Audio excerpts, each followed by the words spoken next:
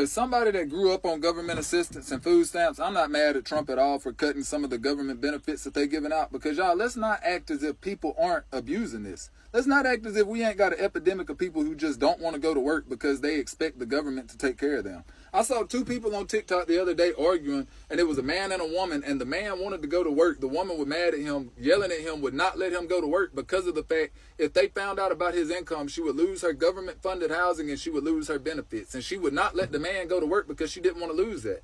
And I think that's an issue in America, bro. Like, there's a lot of people that do that.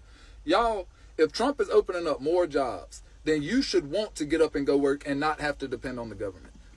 Now you making too much sense, young man.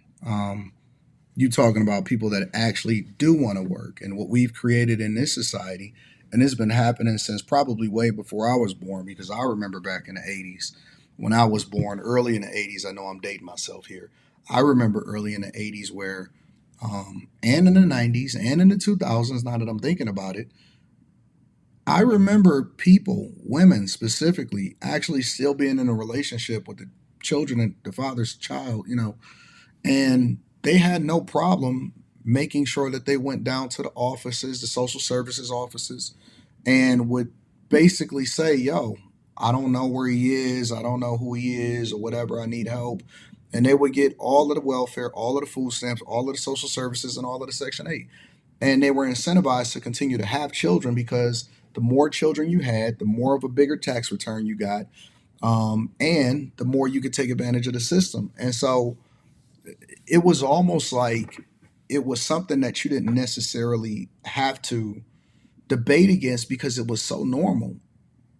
You know what I'm saying? Like, the system was supposed to be built so that you can ultimately get yourself out of this situation and find yourself actually working and being a contributing member of society.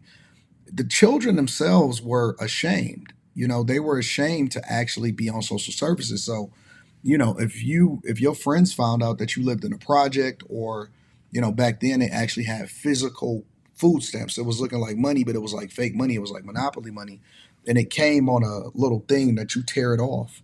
And when you went to the store and you actually paid with food stamps, you could get laughed at. And so it was shamed for the children, but it was embraced by the mothers, and they leveraged it in order to continue to run it up. And so when I see people on the internet complaining, and let's be clear, I only see women.